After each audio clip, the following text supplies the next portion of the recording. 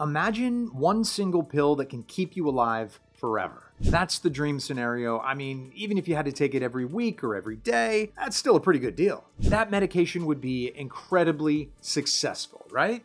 Or would it? In this video, we're unpacking the challenges that a breakthrough longevity drug is guaranteed to face. How do we know? Because we've seen it, and it's even happening right now with GLP-1s like Ozempic. You've got misinformation, cultural pushback, and costs that could break the bank. So if you want to be ready for the future of anti-aging medication, hype, lies, and chaos included, you can't miss this video. Let's go.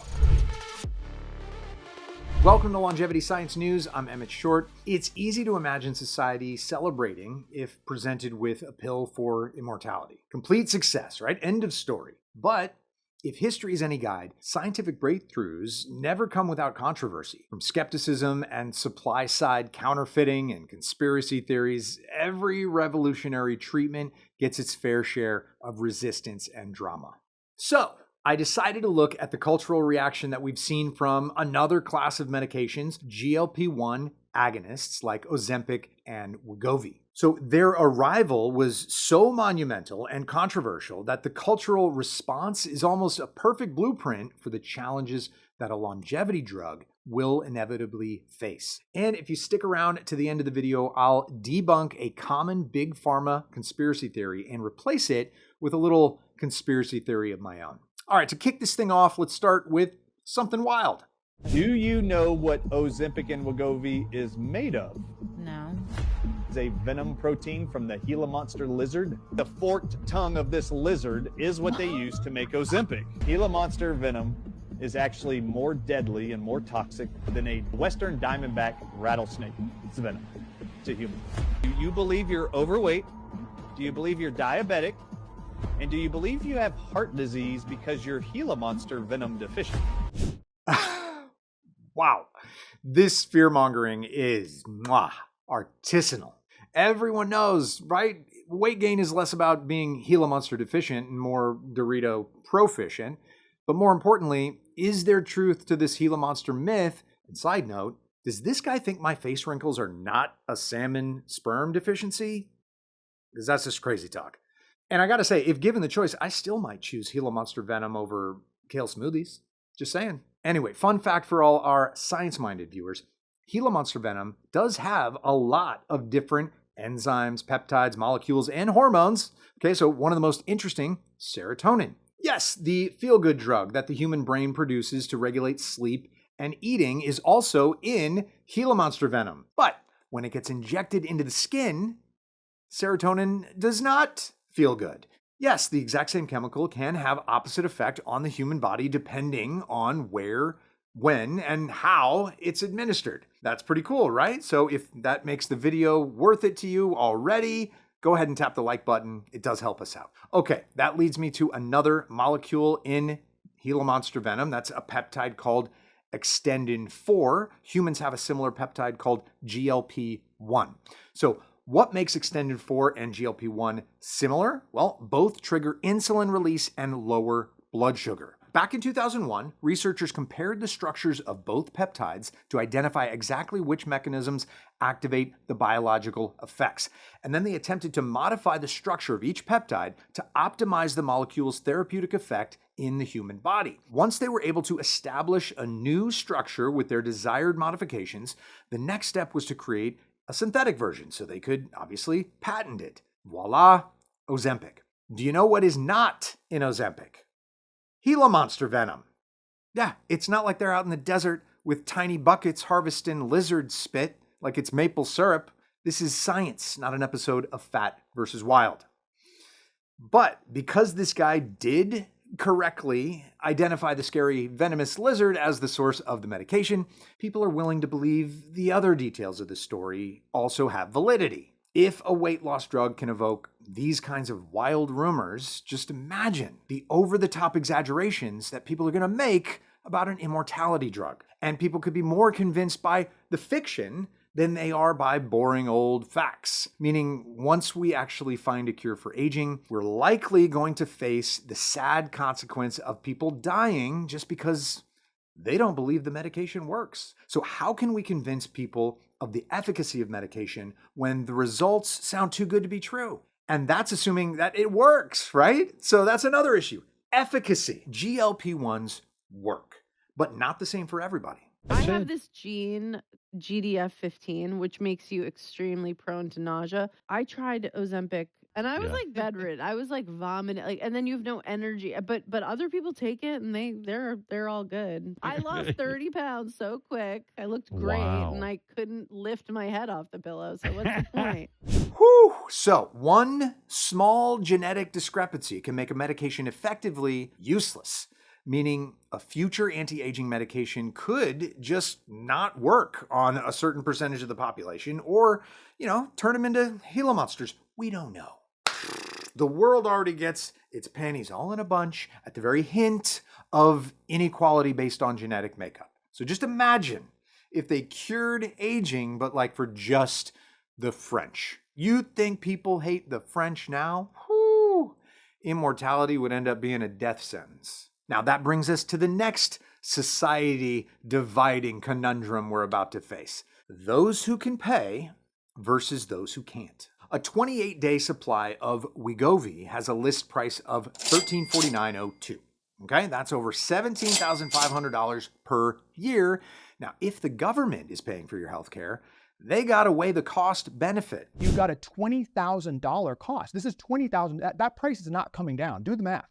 50 million, we have much more than 50 million obese people. 50 million is well over $1 trillion a year. A skinnier, healthier society would cost the government less in healthcare costs. For a while, anyway. So according to the CDC, obesity costs the US healthcare system about $173 billion a year. So the choice is pay over $1 trillion per year. That's trillion with a T per year, every year, because if people stop taking GLP-1s, the drug stops working. So got $1 trillion over here so that we can save $173 billion on obesity costs over here. Yeah, the math doesn't math. To be fair, a skinnier, healthier society would also be more productive, making the country richer, but 900 billion richer? Maybe. Who knows?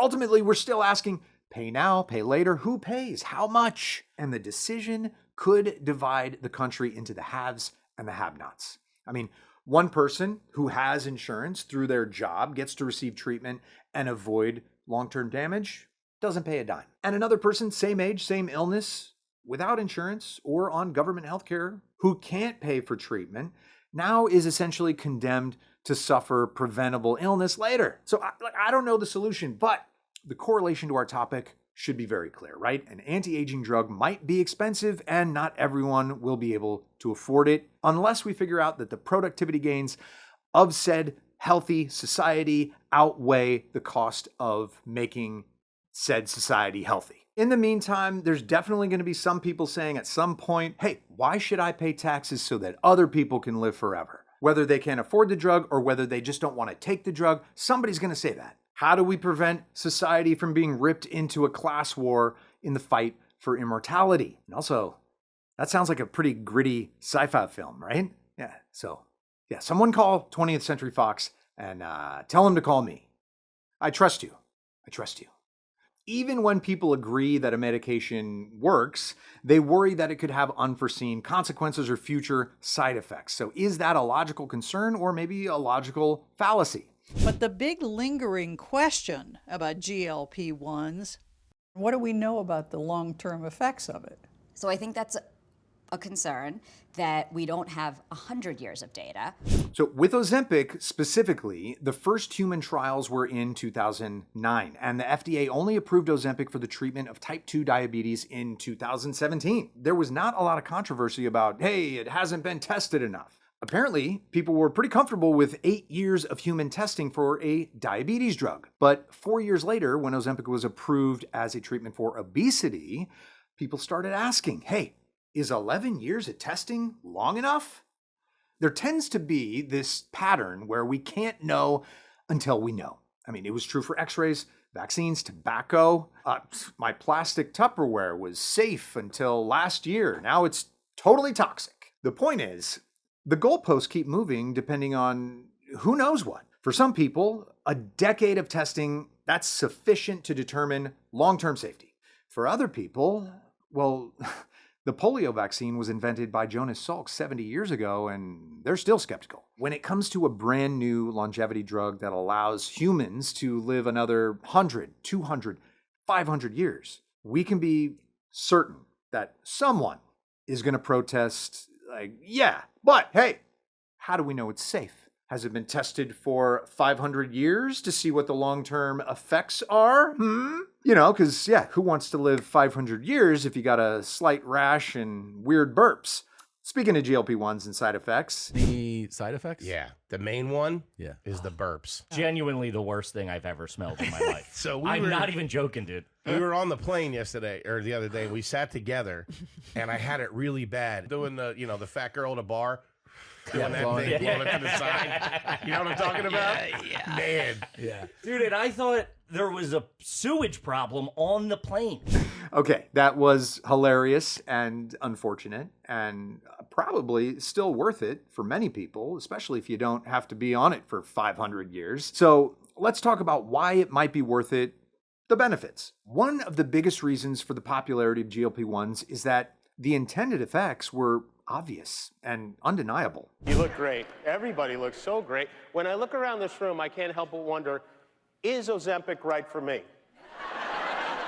The problem here is that patients weren't gauging their actual health to determine if GLP-1s were effective. They were using a mirror. Now, positive word of mouth, that became the key marketing tactic, right? Now, people were learning about GLP-1s from their freshly skinny friends, neighbors, and coworkers. It exploded in popularity, mostly on television and on TikTok, with people claiming that they've lost huge amounts of weight, talking about their successes. And as a result of all this publicity, there was literally a run to doctors to prescribe this medication for them. Most medications don't work that way, right?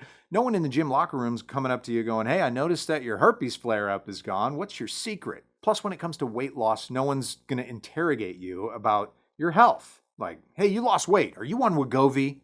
Let me smell your burps. Everybody who loses weight on GLP-1s becomes a walking, talking advertisement for the product's success. Just, you know, with breath mints. But how would that work with an anti-aging drug? Now, we can't assume that a future longevity medication would produce instantaneous, noticeable changes. It could take years for you to not die. So word of mouth might focus more on negative side effects than longevity effects at first. This could lead to much slower adoption rate than you might intuitively expect for an immortality pill, which could mean that people will be dying when they could have lived. Now, logistically, one really big negative consequence of fast popularity, like with GLP-1s, is that a surge in demand is always followed by a decrease in supply. And this creates an opening for fraud. I'm talking compound pharmacies, internet knockoffs, and just full-on counterfeits. People are ordering these things online and bypassing the medical community. Who knows what could happen? Someone could receive a package of medical ingredients without instructions on how to correctly mix them. They might not know where to administer the injection or what kind of syringes to use. They might not know that they needed to go buy syringes. So this could lead to injury, illness, or even death, which would cause people like this guy to say things like, Their eyes are literally rotting in their orbits of their skull. God, that guy's a downer, huh?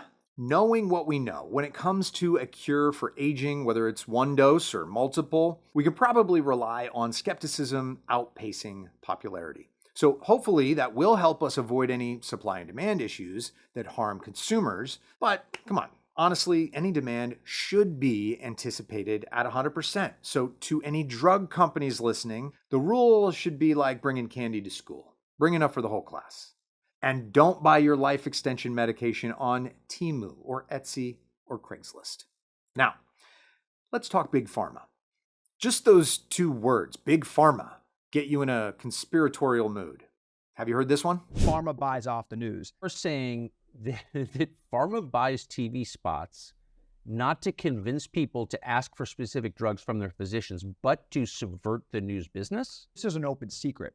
The news ad spending from Pharma is a public relation lobbying tactic, essentially to buy off the news. The news is they're not investigating pharma. That's an open secret in the pharmaceutical industry, huh? Okay, well, someone should have probably let the news in on it because they clearly haven't gotten the memo. Hey, look, I'm not saying I know everything about what shadowy deals are being done in boardrooms, but this is a lot of negative press that I was able to find with one little Grok deep search. So are these companies who just failed to buy advertising? In 2024, Big Pharma spent $30 billion on advertising in the United States. That's for TV, print, radio, digital, everything. So yeah, it might be reasonable to think that $30 billion in advertising revenue is enough to force news publications to look the other way. But you know how much Big Auto spent on advertising in the US? Just a little over $29 billion. So should we assume that this money is also spent to avoid investigations or to, I don't know, sell cars? I'm going with Occam's razor on this one. The concept that we can't trust pharmaceutical companies and we also can't trust the news to report on Big Pharma has a direct correlation to any anti-aging solution produced in the near or distant future. But simply pointing a skeptical finger, that's a lazy tactic. Remember my own personal conspiracy theory that I teased at the beginning of the episode? Here it is. Here's me pointing a skeptical finger. All right, so why do we think that these rumors about Big Pharma buying off the news are being spread in the first place? Could it be that Callie Means doesn't like GLP-1s because maybe he's got a competing product that he's trying to sell? As we talked about, this is my life's passion with my sister, who was a doctor who left the system. And I'll announce it right now. I've helped her write a book that's just put on Amazon today. Oh, so Callie Means has a reason that he wants people to distrust Big Pharma. Financial incentive for you to see things his way. He also has a company called Trummed. Interesting. And what do they do? Oh, quote, at Trummed, we make proactive healthcare simple, accessible, and affordable. Okay. Sounds like you want to charge me a membership fee to help me eat right and exercise, which I already do for free. Oh, but I should not trust Big Pharma. Got it. When it comes to an anti-aging drug, we can absolutely anticipate this same story again and again.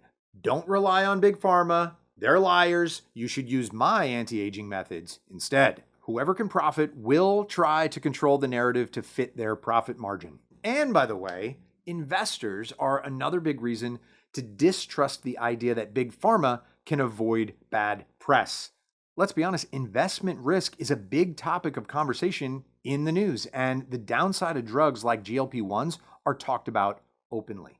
The quality or body proportionality of weight loss, meaning right now when you lose weight, about 40% of that's coming from muscle. So they're trying to address that side of the story. So the real truth about any future anti-aging drug will probably spread slowly. I mean, it's been years and people still don't know obvious information about GLP-1 agonists. Like, if you aren't type 2 diabetic or obese, you shouldn't be taking GLP-1s because the side effects of the drug weren't studied on people who didn't need the drug. Here's Dr. Mike. So maybe taking it while you're already at a healthy weight can lead to worse side effects. And the worst part of all of it, once you stop taking it, the weight will come right back. Word still hasn't gotten out about that. The fundamental truth about GLP-1s is that they should be prescribed along with a plan to improve both diet and exercise habits. Yeah, if you're trying to take it so that you don't have to diet and exercise, you're wrong. You still have to diet and exercise. People are slowly realizing that 30, 40, sometimes 50% of the weight that they're losing is lean muscle mass that you obviously want to keep. Look at Ozempic, right? I get asked about this all the time. I don't know how this became politicized. I will say, if you do things to offset the muscle loss, for certain people, reducing their appetite with it might be a useful tool. Yes, one of the tools. It's not just like injection, done, move on. Offsetting muscle loss, eating right, exercising are required for the medication to work properly. And it might even help with those horrendous burps. Now, it's possible some future anti-aging drug could also have some caveats like, you might live forever if you keep your blood sugar in check and get 8 hours of sleep per night. Otherwise, you might just melt or something. Who knows? So no matter what the medication, we got to do our research. We got to understand the consequences. We got to be vigilant. which isn't very exciting, but those of us who do it are probably going to live longer. Okay, that about wraps it up. What do you think the cultural response will look like to an anti-aging drug that people take, let's say, once a week? If you have any predictions that I didn't cover or any solutions to the issues that an anti-aging medication is going to encounter, please leave it in the comments section, especially if you have solutions, okay? And if you're interested in another type 2 diabetes drug that people are taking off-label for longevity purposes, check out our video about metformin at this link. Thanks for watching. This is Longevity Science News. I'm Emmett Short, and I'll see you in the next video. Bye.